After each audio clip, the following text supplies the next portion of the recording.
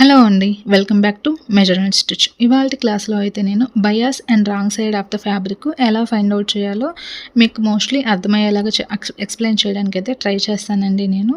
So, ఇక్కడ నేను మీకు చూపించాను కదా! ఒక ఫ్యాబ్రిక్‌కి selvage, cut side, lengthwise, crosswise అనేవి ఎలా ఫైండ్ ఔట్ చేయాలో అయితే నేను మీకు ఇవాళ క్లియర్‌గా ఎక్స్‌ప్లెయిన్ చేస్తాను. యాక్చువల్‌గా ఏంటంటే ఫ్యాబ్రిక్‌తో నేను మీకు చూపిస్తాను. కానీ అంత బాగా అర్థం కాకపోవచ్చు. అందుకని ముందు ఫ్యాబ్రిక్‌తో చూపించి తర్వాతొచ్చేసి నేను మీకు పేపర్‌తో బాగా ఎక్స్‌ప్లెయిన్ చేస్తాను. సో, మనం షాప్‌కెళ్ళి ఒక 1 మీటర్ క్లాత్ తీసుకున్నాము అంటే వాళ్ళు కట్ చేసి ఇస్తారు కదా! సో, ఆ కట్ చేసి ఇచ్చిన 1 మీటర్ క్లాత్‌లో ఒక 2 సైడ్స్ వచ్చేసి ఇలాగ డాట్స్ హోల్స్‌గా ఉంటాయన్నమాట. ఇలా ఉన్న 2 ఎడ్జెస్‌ని ఏమంటారంటే సెల్వ్ ఎడ్జెస్ అంటారు. ఇంకో 2 ఎడ్జెస్ వచ్చేసి ఇలాగ దారాలుగా అన్‌ఈవెన్‌గా ఉంటుంది. అంటే వాళ్ళు కట్ చేస్తారు కదా! ఆ సైడ్‌నొచ్చేసి మనము కట్ సైడ్ అని గానీ, రా ఎడ్జ్ అని కానీ అంటామనమాట. సో, ఒక ఫ్యాబ్రిక్‌కి 2 సైడ్స్ వచ్చేసి సెల్వ్ ఎడ్జ్, ఇంకో 2 సైడ్స్ కట్ సైడ్స్ అయితే ఉంటాయన్నమాట. సో, ఇదండి మనకి. నేను మీకు దానిలో చూపిస్తే అంత బాగా అర్థం కాకపోవచ్చు. అందుకే ఒక పేపర్‌లో అయితే నేను మీకు డ్రా చేసి చూపిస్తాను. సో, ఇక్కడ చూసాం గదా! ఇక్కడ నేను మీకు అర్థమవ్వడం కోసం ఒక సైడ్ డాట్స్ పెట్టాను ఒక పేపర్‌కి. దీన్నొచ్చేసి సెల్వేజ్ అంటారనమాట.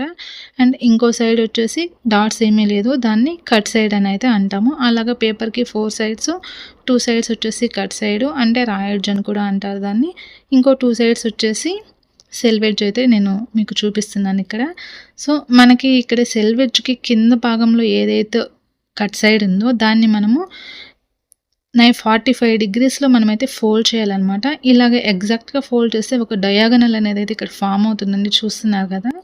సో, మనకి ఏదైతే డయాగనల్ ఫార్మ్ అయిందో దాన్నే మనము బయాస్ అని అయితే అంటామనమాట. సో, ఇలాగ మనం ఒక ఫ్యాబ్రిక్‌కి బయాస్‌ని ఫైండ్ ఔట్ చేయొచ్చండి. ఏ ఫ్యాబ్రిక్ అయినా సరే సెల్వేజ్ సైడ్‌కి 45 డిగ్రీస్‌లో మనం గనక డయాగనల్ షేప్ ఇదిగో ఇట్లా తీసాము అంటే, ఇక్కడ ఫ్యాబ్రిక్ కూడా చూపిస్తానండి మీకు అర్థం అవ్వడం కోసం. ఈ డయాగనల్ షేప్‌నైతే మనము బయాస్ అని అంటాము.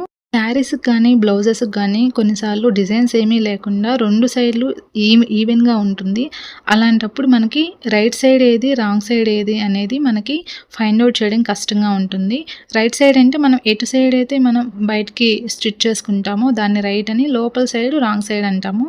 ఇలాగ సెల్వేజెస్ ఉన్నాయి కదా! ఈ సెల్వేజెస్ ఉన్న సైడ్ పైన స్మూత్‌గా ఉంటుంది. అలా స్మూత్‌గా ఉన్నదాన్ని రైట్ సైడ్ అని అంటాము. ఇంకో సైడ్ కొంచెం రఫ్‌గా నీడిల్‌తో మనం ఏదైనా పేపర్‌ని గానీ, క్లాత్‌ని గానీ పోక్ చేస్తే కింద ఎలాగ రఫ్‌గా తగులుతుందో అలా రఫ్‌గా తగిలితే రఫ్‌గా ఉన్న సైడ్ దాన్ని రాంగ్ సైడ్ అని అయితే అంటాము.